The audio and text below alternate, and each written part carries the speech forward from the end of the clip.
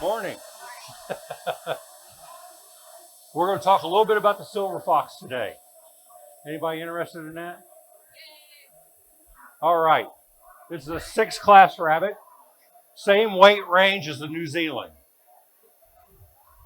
We have 9 to 11 pounds for senior bucks.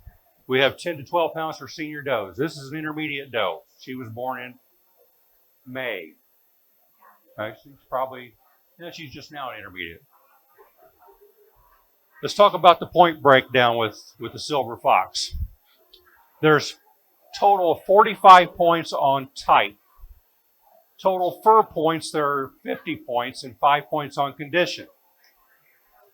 Do we judge the rabbit based solely on fur? Because there's 50 points on fur and 45 on type.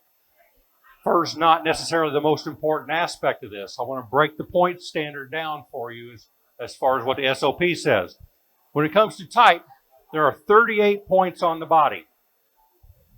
There are 5 points on the head and the ears and 2 points on the feet and legs.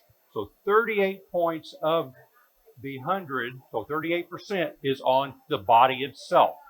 When it comes to the fur, we have 20 points on the fur. We have 10 points on the color and 20 points on the silvering. So even though there's a total of 50 points on the fur, you have to judge the fur, the silvering, and the color individually. There's still 5 points on condition.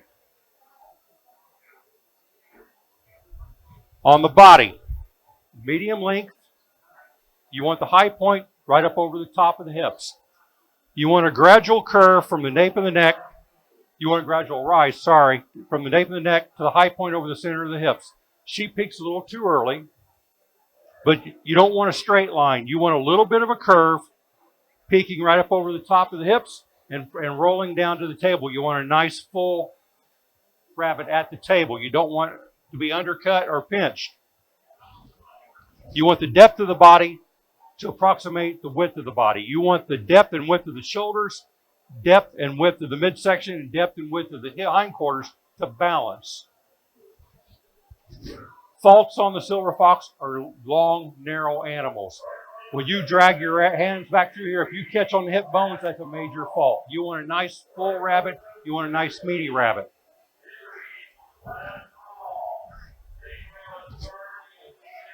On the tail, you want it carried straight with the body. You want a nice length of tail.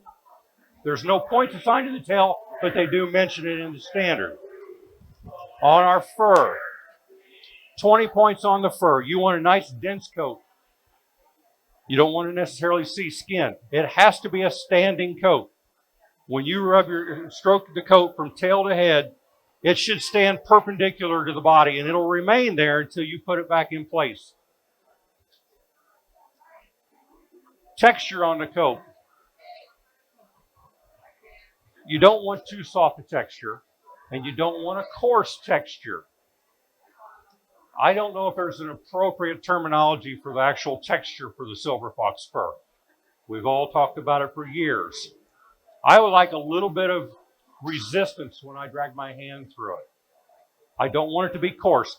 The black fur is a little thinner in diameter than the silver fur. So that'll give you that resistance as you drag your hand through. Silvering on these animals. The amount of silvering is not as important as the evenness of silvering. You don't want too light of silvering. You don't want too heavy. You don't want it to look like a champagne. If the silvering is so heavy that it detracts from the color of the rabbit, it's too heavily silvered. My terminology when I'm doing this is I like to see a night sky, a black sky with a sparkling of silver fur.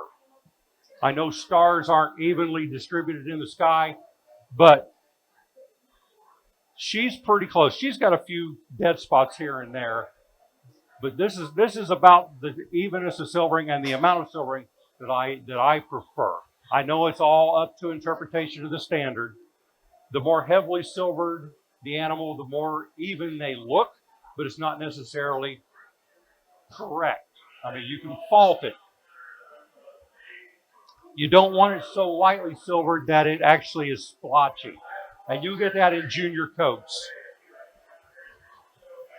The color on these rabbits should be jet black. And you want that black to carry as far down the shaft as you can, or as it can, to a slate gray undercolor.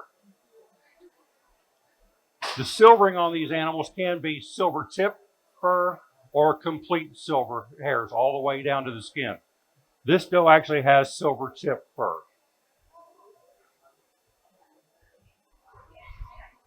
Do we have any questions? Surely my silver fox breeders don't know it all.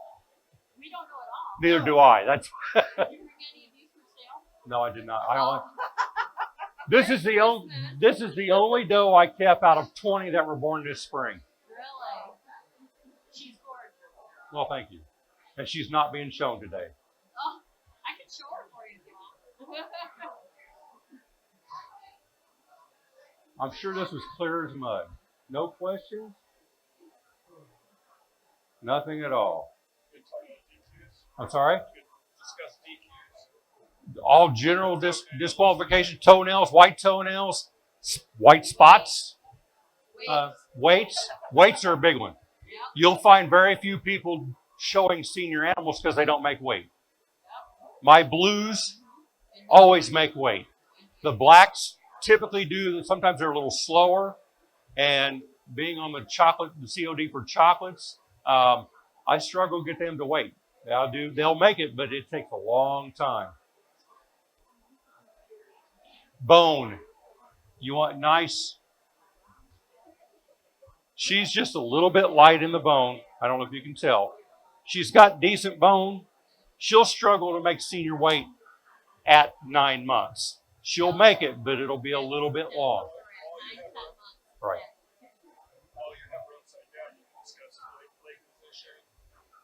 Like all other breeds. You want the legs to be set parallel to the sides of the rabbit. Here's one thing you have to watch. You do end up with lighter fur right there at the toes. That's one reason she's not going to be shown. She's just a little bit light. You want the silvering to be complete. The whole body, not just up over the top, but on the belly.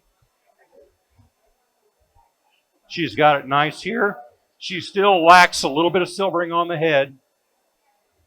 She's a little light on the head, but you want the ears have come in pretty well, and this will eventually fill in the older she gets, but it's not there yet. But you have to assess the silvering over the complete animal, from nose to tail and all the way around, including the legs. How many points does that have on your face and feet silvering? It's 20 points total. So you just gotta, in your own mind, weigh that? Yes. How heavily do you weigh? Is that an important part of that 20 points? To me, it's not as critical. Type, for me, in my barn, I've been raising them for 15 years. I call for type first. Yep, we do too. DQ, you can have a coat that has a little bit of rate of return, like a rollback coat, but DQ a flyback coat, a shorter coat. Ideal length on these coats are 1.5 inches. Most of the ones, and I measure them at home. Yeah. She's pretty close to that 1.5 inches. I measure all mine at home, and they average about 1 5/8 inches.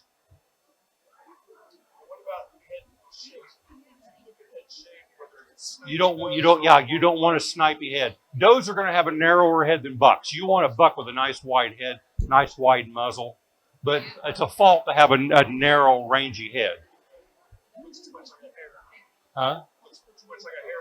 Yeah. I'm surprised she's sitting.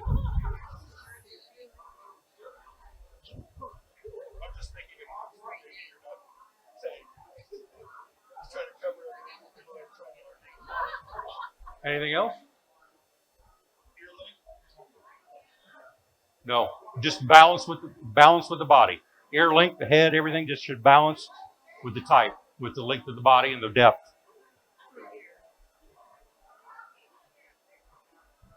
Thank you. I didn't introduce him, but this is Judge Gordon Williams. I want to say thank you for doing the Oh, workshop thank you. for us today.